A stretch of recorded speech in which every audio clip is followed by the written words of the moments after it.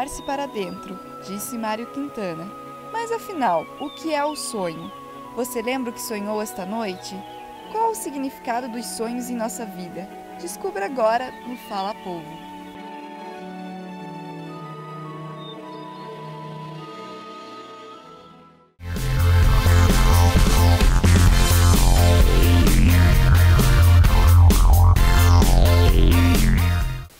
Ao meu lado está o psicólogo Francisco, que vai nos explicar um pouco sobre esse assunto que desperta tanta curiosidade, o sonho. Francisco, obrigada pela entrevista. Eu quero saber, o que é o sonho? Obrigado a vocês pela oportunidade. Bom, antes da gente entender o que é um sonho, a gente precisa entender de onde que ele vem, né? Então vamos partir do princípio que quando a gente está acordado, a gente está consciente. E quando a gente está dormindo, estamos não conscientes, ou que chamam de inconsciente, né? Qual que é o conteúdo desse inconsciente? Então ele tem memórias, traumas, coisas sobre a gente que a gente não sabe, padrões de comportamento e os sonhos, né? Então os sonhos eles são uma forma desse inconsciente falar com a gente, né? E é comum algumas pessoas falarem, eu não sonho. Todo mundo sonha? Isso é mentira? Olha, as pesquisas mostram, né, algumas pesquisas mostram que todos nós sonhamos entre 5 a 6 vezes por noite, né? Mas o que acontece é que algumas pessoas realmente elas não lembram dos seus sonhos, né?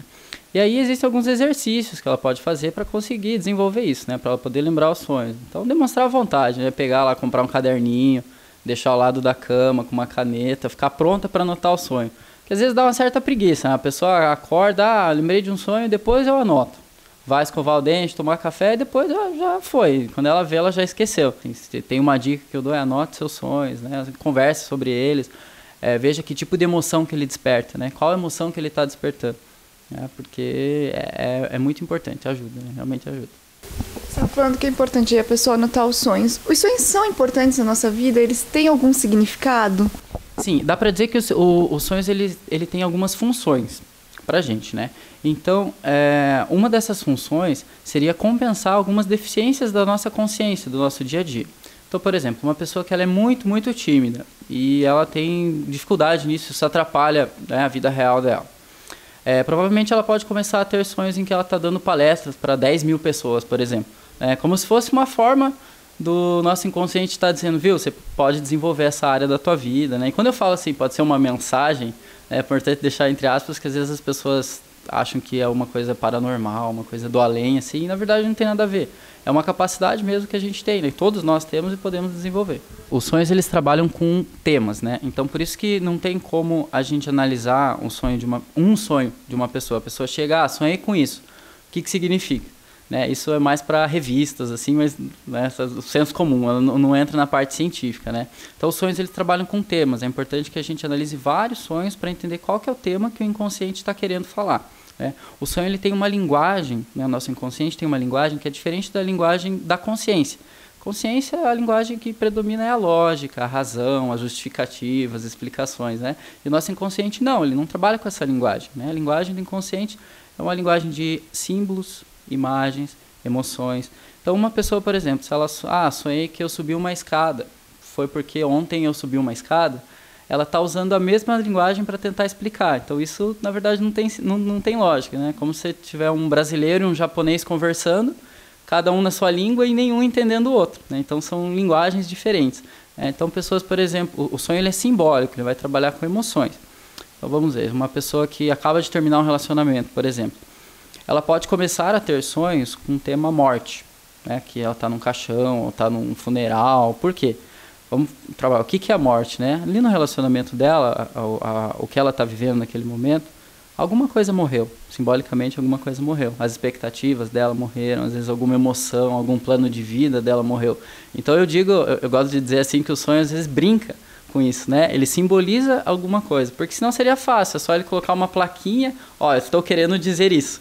Mas não é assim, né? A linguagem dele é por meio de imagens, né? Ou então uma pessoa que está com muita expectativa sobre um emprego, ou está nutrindo muita expectativa sobre alguma coisa, pode começar a ter sonhos em que o avião cai, o avião que ela está cai.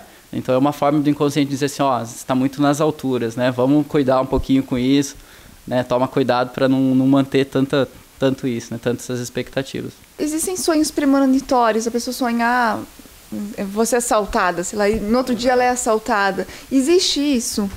Olha, é um tema bem polêmico, né? Porque a ideia de premonitório, quando a gente fala, dá a impressão que a gente está falando realmente de algo do além, de algo paranormal, né? E volto a dizer, não é nada disso, né? Nossa psique tem essa capacidade.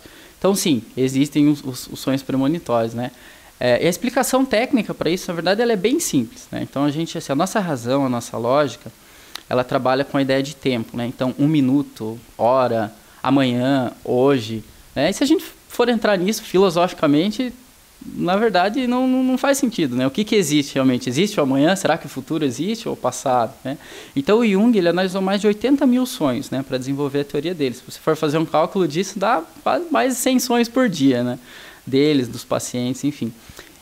Então, se o nosso inconsciente ele tem essa capacidade de sonhar com coisas do que a gente chama de passado, que na verdade para ele não existe essa regra de tempo para o inconsciente, né?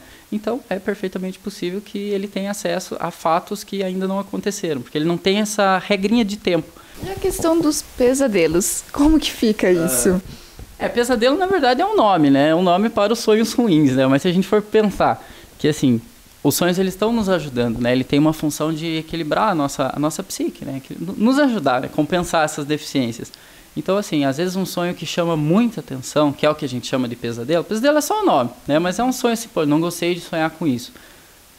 Me afetou, não quero mais sonhar com isso nunca mais, né?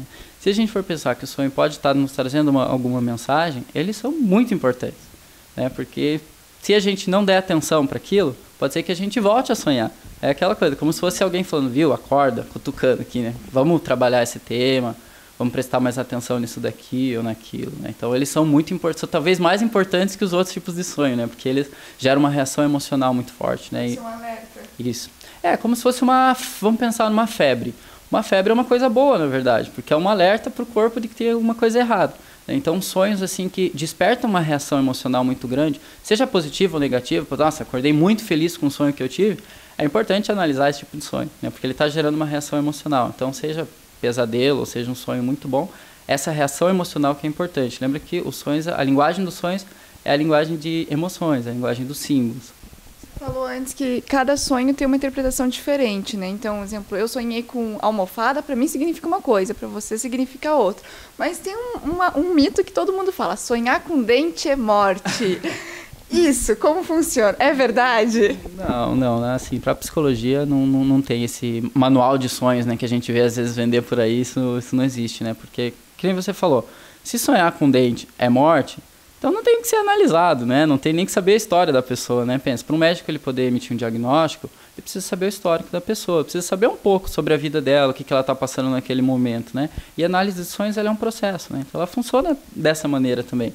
Não tem como alguém chegar e falar, sonhei com isso, e eu dar uma resposta dizendo que já é isso, sem eu conhecer a história dela. Sem ela estar dentro desse processo de análise, né, de se conhecer, porque senão eu vou estar falando uma mentira, na verdade. Né? Para a psicologia não funciona essas análises fáceis assim, de sonhos.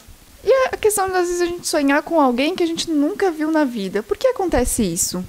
Existe uma parte da teoria de sonhos que ela diz assim, que todos os personagens dos nossos sonhos, eles não se referem ao externo, né, a pessoas externas, mas se referem a partes nossas desconhecidas e inconscientes. Então, quando a pessoa está passando por alguma situação em que ela vai enfrentar o desconhecido, por exemplo, acabei de passar no vestibular, ou eu vou sair de casa, vou casar, por exemplo, é uma situação desconhecida. A pessoa vai passar por emoções novas, emoções desconhecidas, muitas vezes medo de que o que vai acontecer, será que vai dar certo, será que não vai. Então, essas pessoas que estão passando por momentos de transição, elas têm a tendência a sonhar com coisas desconhecidas, né? Como você disse, pessoas desconhecidas, né? O que é o desconhecido? Tem alguma coisa que eu estou passando que seja desconhecido?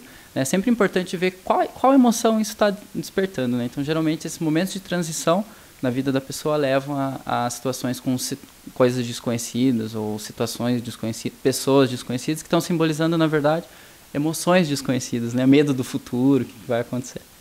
E tem alguns sonhos assim que são os mais comuns? Olha, tem muita gente que sonha com morte, né? Eu pego bastante casos assim de pessoas com morte, geralmente casos de depressão, assim, a pessoa tem alguns sonhos com morte, né? E simbolicamente eles têm uma explicação, né? A morte ali não é a morte da pessoa, né? Mas é a morte do sofrimento. Então a pessoa quer que alguma coisa morra, ela não aguenta mais sofrer, né? Então ela acaba tendo sonhos recorrentes assim com morte, que alguma coisa está morrendo. que é um sinal de que ela está no processo, né? Que alguma coisa precisa morrer para que ela renasça. Daí não é o corpo dela, né? Alguma coisa na mente dela, a pessoa antiga, o sofrimento que ela tinha precisa morrer para que ela renasça e seja uma nova pessoa. Francisco, muito obrigada pela sua entrevista. Não, obrigado vocês aí pela oportunidade, né? Um tema misterioso desse precisa ser abordado.